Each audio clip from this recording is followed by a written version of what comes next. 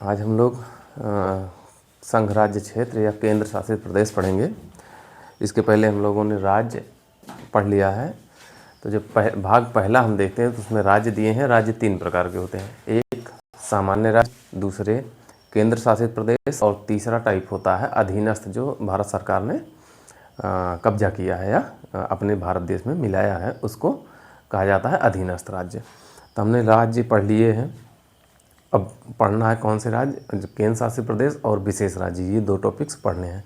इसके लिए अलग से व्यवस्था संविधान में की गई है। तो संघ राज्य क्षेत्र की शासन व्यवस्था पढ़ना है। संघ राज्य क्षेत्र की शासन व्यवस्था,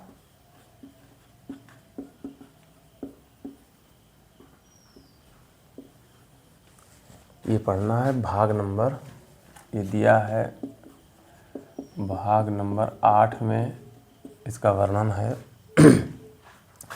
239 से 241 अनुच्छेद तक। 239 से 241 अनुच्छेद तक इसका वर्णन हुआ है। अब अगर हम भाग 1 में देखेंगे, 3 प्रकार के राज्य होते हैं, उनको पहले समझिए हैं। जैसे भाग 1 है तो वहाँ पे 3 प्रकार के राज्य हैं। एक है सामान्य राज्य, जिनकी संख्या भारत में 28 है। फिर संघ राज्य क्षेत्र, ये है 8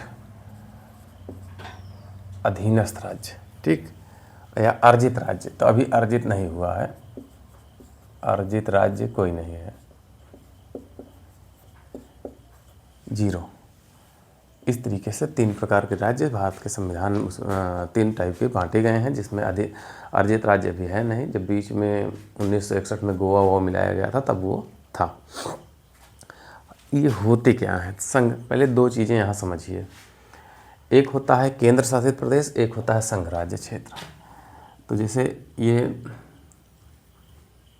राज्य है संघ राज्य क्षेत्र, इसके 2 पार्ट बना लीजिए।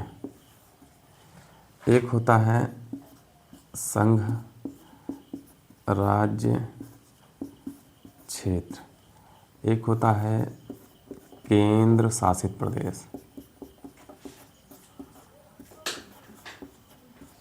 होता क्या भैया, अभी तक जितना जानते हैं सब सोचते हैं ये दोनों एक ही बातें हैं, लेकिन दोनों में अंतर होता है। संघ राज्य वे क्षेत्र होते हैं जो केंद्र के नियंत्रण में तो होते हैं, लेकिन इनकी अपनी खुद की विधानसभा होती है। ये कानून अपना खुद बनाते हैं। इनका पुलिस, विदेश और शासन व्यवस्था 3 चीज़ें केंद्र में के हाथ में होती हैं। शेष सारे कानून ये बनाते हैं। जबकि केंद्र शासित प्रदेश पूर्णतः राष्ट्रपति के नियंत्रण में होता है। यहाँ पे कानून और सारे प्रशासन की जिम्मेदारी किसके ऊपर होती है, राष्ट्रपति की। तो यहाँ पे जितने भी राज्य होंगे वो क्या होंगे, विधानसभा युक्त होंगे। इसमें जितने राज्य होंगे वो विधानसभा, उसमें विधानसभा नहीं होगी। तो संघ राज्य क्षेत्र के अंतर्गत 3 राज्य आएंगे। कौन कौन से, एक आ जाएगा दिल्ली, एक आ जाएगा पुदुचेरी और तीसरा आ जाएगा जम्मू कश्मीर। ये 3 राज्य ऐसे हैं जहाँ पे विधानसभा है, ठीक। उसके अलावा जो बचे अंडमान निकोबार,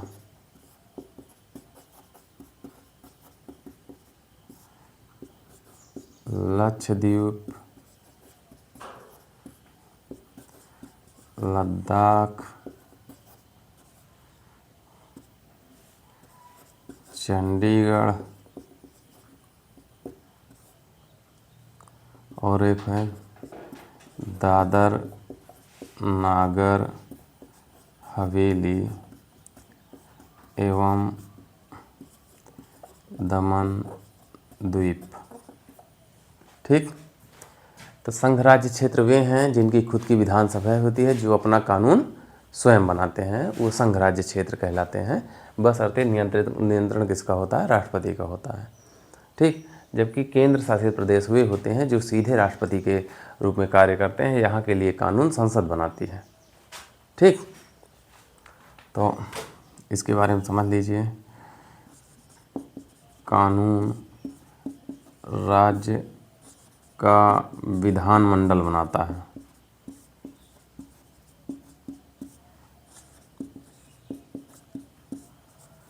और इसमें जो है कानून राष्ट्रपति बनाता है, ऐसा समझ लीजिए। राष्ट्रपति बनाता है मतलब संसद के द्वारा खुद बनवाएगा। तो पहले मुद्दा ये है कि संघ राज्य क्षेत्र हैं क्या, तो दो प्रकार के होते हैं। इसको कहा था संघ शासित, उसको केंद्र शासित। इसको संघ राज्य नहीं, इसको संघ शासित या संघ राज्य क्षेत्र। ठीक, ये दो प्रकार के हमारे केंद्र शासित प्रदेश बनते हैं। एक पॉइंट और बनिएगा, जितने केंद्र शासित प्रदेश होते हैं वो सभी संघ शासित होते हैं, लेकिन जितने संघ शासित होते हैं वो सभी केंद्र शासित प्रदेश नहीं होते हैं। तो इसकी मैपिंग ऐसे कर दीजिएगा, ये बन जाएगा, ये सभी हैं केंद्र शासित प्रदेश, ये है संघ शासित प्रदेश। इसका मतलब ये हुआ कि सभी केंद्र शासित प्रदेश संघ शासित प्रदेश होते हैं, लेकिन सभी संघ शासित प्रदेश केंद्र शासित प्रदेश नहीं होते हैं। ठीक, अब यहाँ से हम इनको, पहले दो टाइप था तो दोनों टाइप हमने दिखा दिया आपको। अब क्रमबद्ध रूप से एक को देखते हैं। तो इसको हमको पढ़ना है कौन सा, संघ राज्य क्षेत्र। ये 8 हैं। तो ये सदैव केंद्र सरकार के अधीन होते हैं।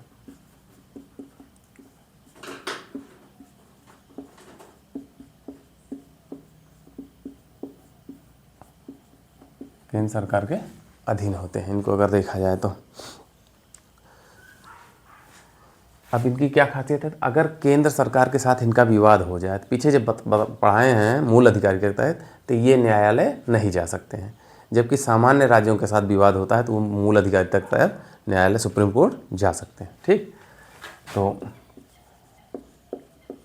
केंद्र के साथ विवाद होने पर सुप्रीम कोर्ट की मूल अधिकारिता के तहत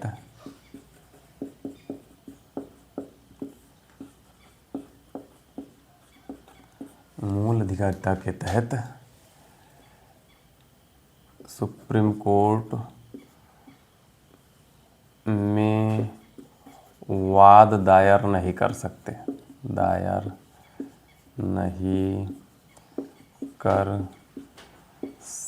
हैं। ये दूसरी खासियत। दो खासियत हुई, ये सीधा केंद्र सरकार के नियंत्रण में होते हैं। दूसरा, अगर केंद्र और संघ राज्य क्षेत्रों के बीच विवाद हो जाए तो ये सुप्रीम कोर्ट की मूल अधिकारिता के तहत न्यायालय में वाद दायर नहीं कर पाएंगे। दो खासियत हो गई। ठीक, और ये जो संघ होता है, ये राज्य जो होते हैं संघ के साथ एकात्मक ढांचे का प्रयोग करते हैं।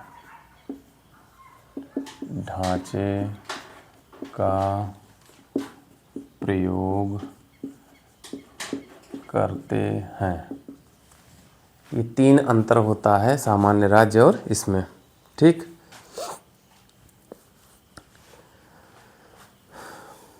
ये बातें समझ में आ गई। यहाँ पे फिर संघ राज्य क्षेत्र 2 प्रकार के होते हैं। इनकी अपनी, ये जो संघ राज्य होते हैं इनकी अपनी सरकार होती है। ठीक, इनकी अपनी सरकार नहीं होती है। दोनों में ये अंतर होता है, ये डिफरेंस आप देख लीजिएगा। ठीक, अब अनुच्छेद वाइज जाते हैं। 239 अनुच्छेद कहता है कि संघ राज्य क्षेत्रों का प्रशासन कौन करेगा, राष्ट्रपति करेगा। ठीक,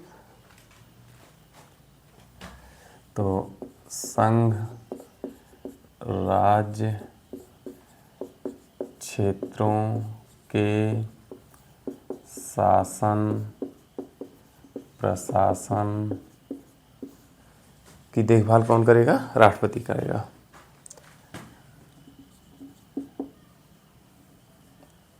राष्ट्रपति द्वारा किया जाता है।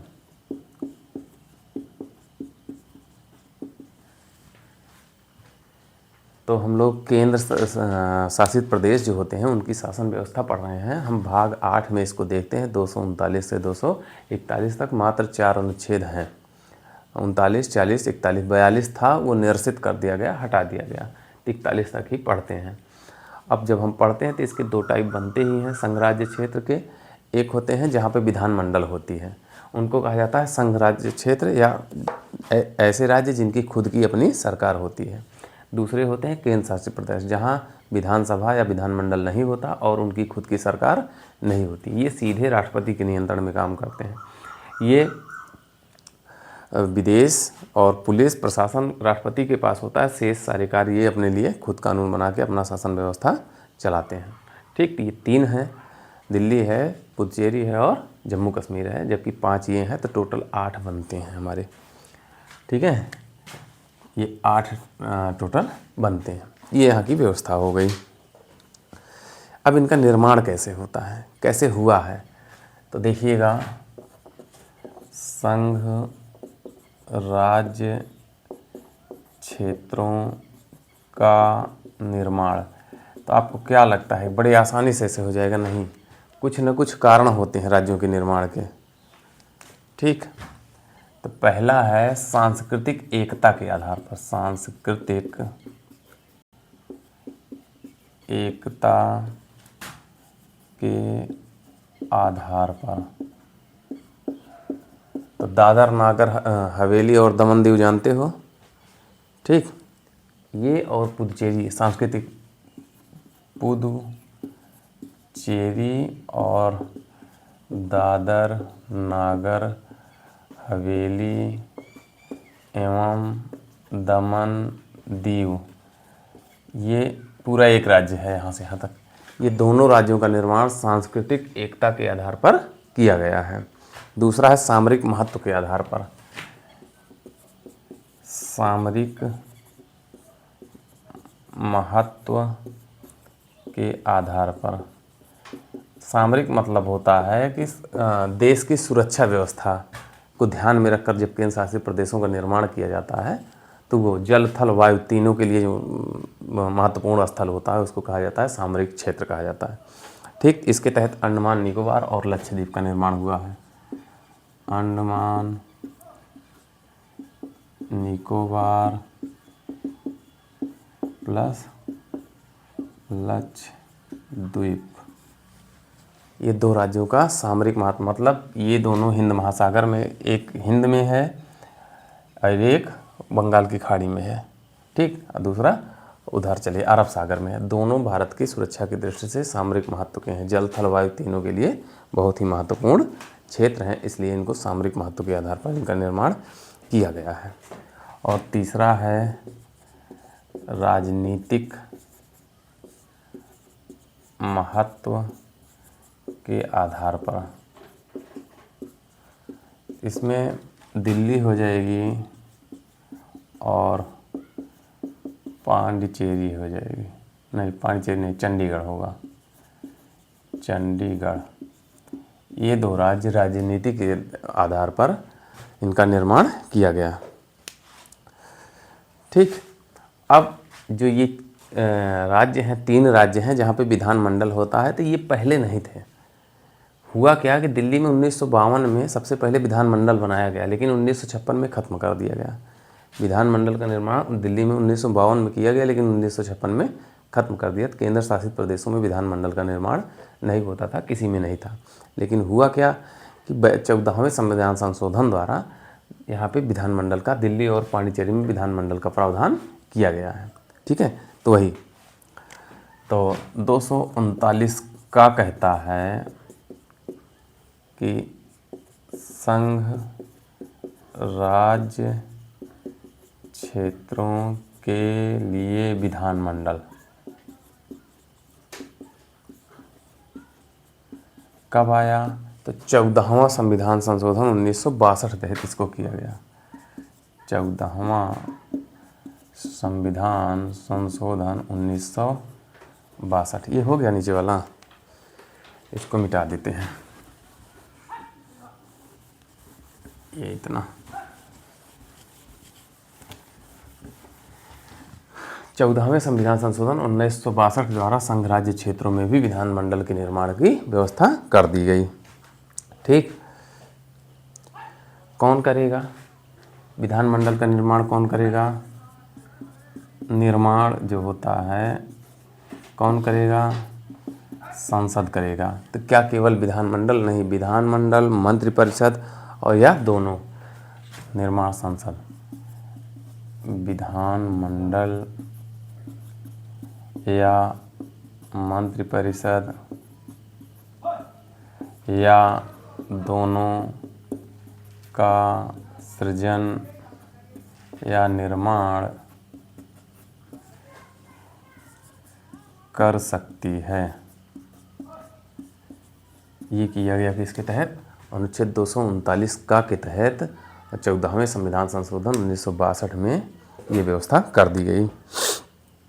ठीक, अब हुआ क्या कि 69वें संविधान संशोधन 1991 में दिल्ली को राष्ट्रीय राजधानी क्षेत्र घोषित किया गया, नई दिल्ली को। ठीक, तो नई दिल्ली भारत की राजधानी कब बनी है? 1991 में। उसके पहले दिल्ली थी। तो इनको बना दिया गया। तो दिल्ली प्लस पुदुचेरी में विधानमंडल प्लस सरकार की व्यवस्था, सरकार का उपबंध।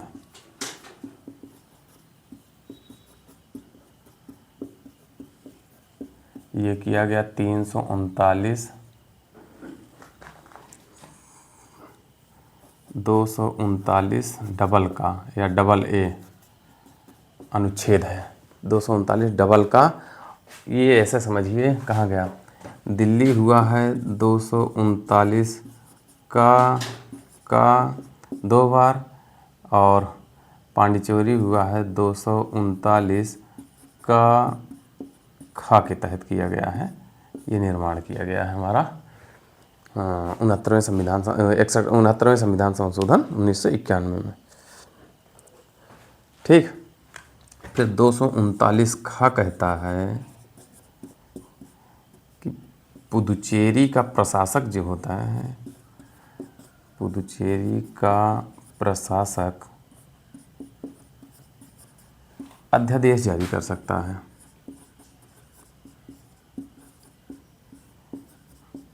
जारी कर सकता है, वर्तमान स्थिति यही है। ठीक, और कहीं भी ऐसी व्यवस्था नहीं है अन्य राज्यों में। अनुच्छेद 240 कहता है, बताइए अभी, कि जो संघ राज्य क्षेत्र होते हैं इसके लिए कानून बनाने का अधिकार किसके पास है? तो राष्ट्रपति के पास है। तो वही अनुच्छेद 40 कहता है, संघ राज्य क्षेत्रों के लिए नियम विनियम, सिंपल भाषा में कानून लिख दे रहे हैं।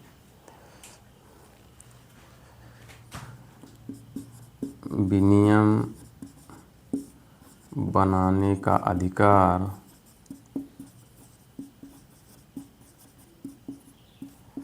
राष्ट्रपति के पास है।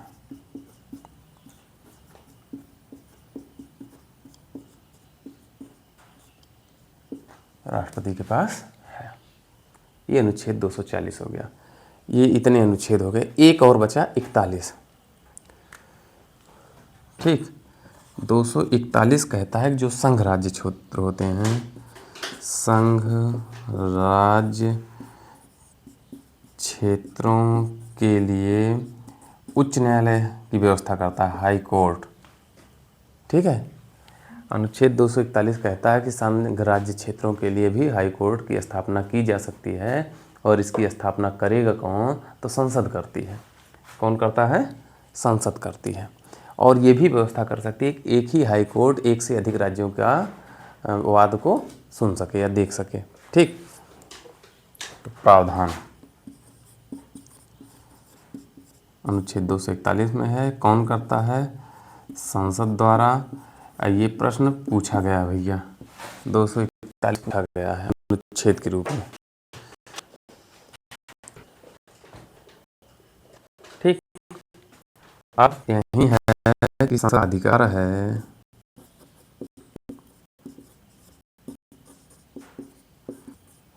कि किसी हाई कोर्ट की अधिकारिता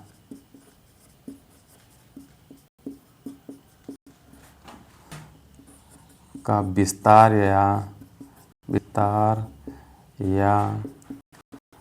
अपवर्जन संघ राज्य क्षेत्र तक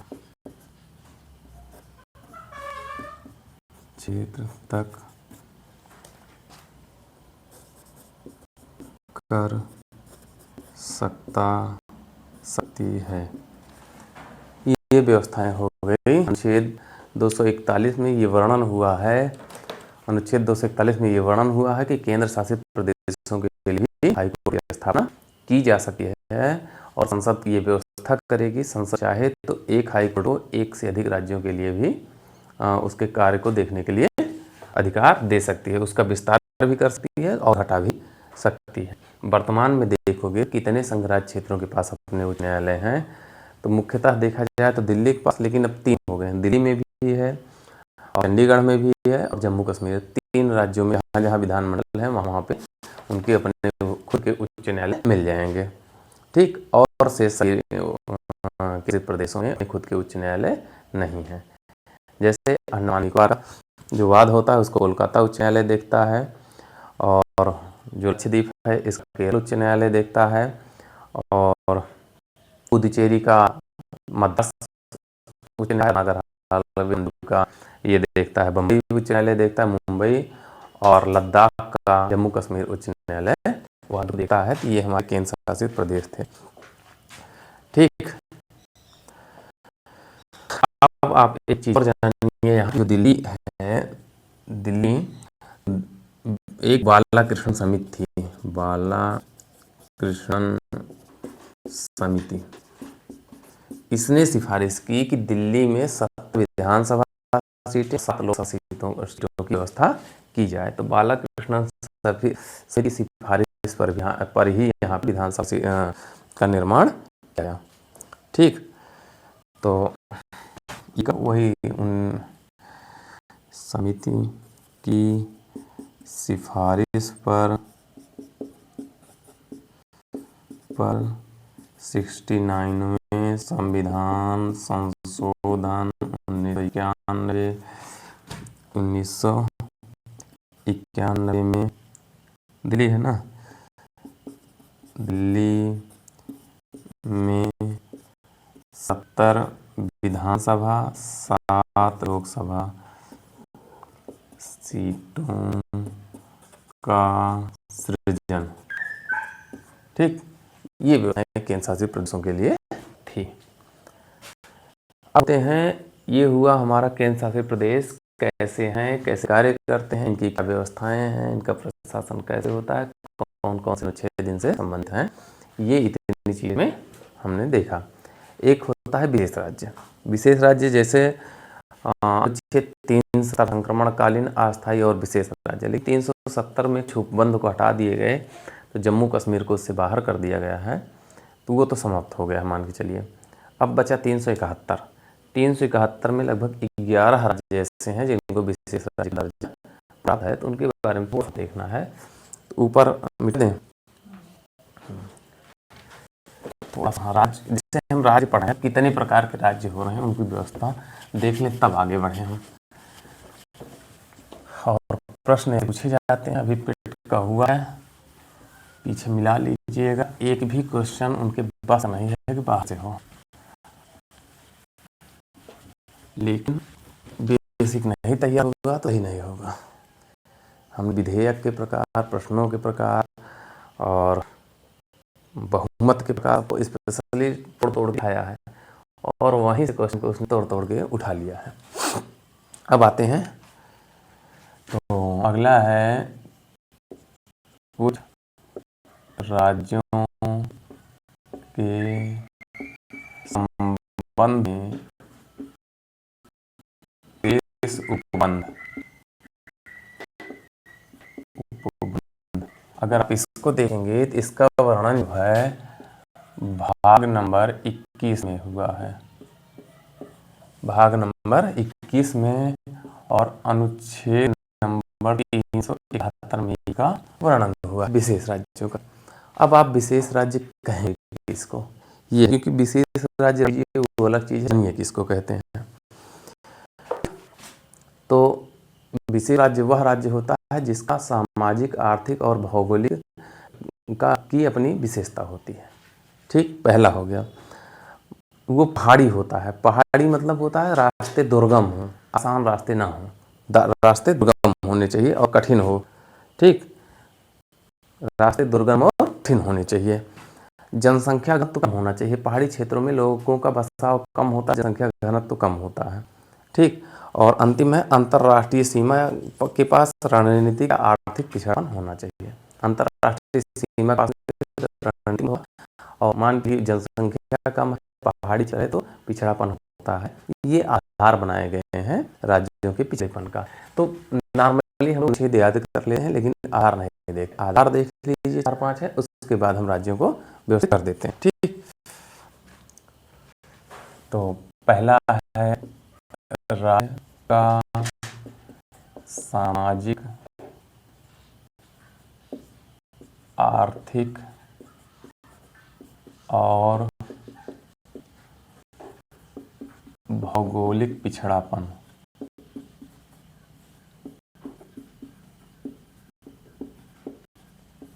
ये पहली शर्त है उसकी। दूसरी है पहाड़ी और कठिन भूभाग, या इसको सिंपल भाषा में रास्ते दुर्गम एवं कठिन हो। ठीक, जब पहाड़ी भूभाग हो रास्ता आसान सीधा और होगा नहीं, ये हो गया। तीसरी शर्त है कम जनसंख्या घनत्व। 1 2 3 चौथी ये है अंतर्राष्ट्रीय सीमा के पास रणनीतिक स्थिति।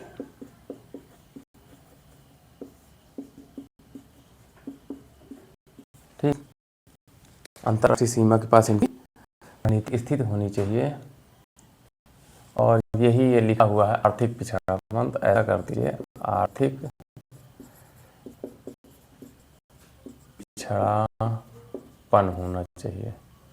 ये शर्तें हुई हैं। अब अनुच्छेद 371 तहत विशेष राज्य देखते हैं कौन कौन से हैं विशेष राज्य। इसका वर्णन कहाँ है? तो अनुच्छेद 371 में है। ठीक, अब इनको व्यवस्थित रूप से बांट देते हैं क्रमबद्ध रूप से। ठीक, एक एक को लिखते हैं। सबसे पहला जो है वो है महाराष्ट्र और गुजरात। अब आप कहेंगे कि ये महाराष्ट्र पिछड़ा है, तो महाराष्ट्र का जो मुंबई है वो शहर विकसित है, अन्य हैं रास्ते वहाँ क्षेत्र है, तो पूरा महाराष्ट्र थोड़ी विकसित है, एक क्षेत्र मुंबई विकसित है। अब इसको देखेंगे किस अनुच्छेद में है कि अनुच्छेद 371 अनुच्छेद में इसका वर्णन हुआ है महाराष्ट्र और गुजरात का। 371 आर्टिकल नंबर 371। अब दूसरे नंबर पे इसमें वर्णन है नागालैंड का। इसका वर्णन 371 का, चाहे का लिखिए चाहे लिखिए। ठीक, नागालैंड हो गया। फिर असम है, ये इसी क्रम में पूछा जाता है, मिलवाते हैं। असम है, ये अनुच्छेद नंबर 371 का के बाद खा आता है, या इसको बी कह लीजिए। ठीक, नागालैंड हो गया, असम हो गया, फिर मणिपुर है, ये 371 ग में होगा या सी में होगा, 371 ग या सी में। अगला है प्रदेश, कौन सा है? आंध्र प्रदेश। इसमें 2 अनुच्छेद काम करते हैं, 371 घा, 371 अंग्या। अगर इसमें इसको डी कर लीजिए, इसको ई कर लीजिए, इसको लीजिएगा अंग्रेजी वाला। अब एक में इसमें तो आंध्र प्रदेश का वर्णन है, और इसमें आंध्र प्रदेश विश्वविद्यालय का वर्णन है, विश्वविद्यालय। ये ऐसी व्यवस्था दी गई है। अब आगे लिखते हैं,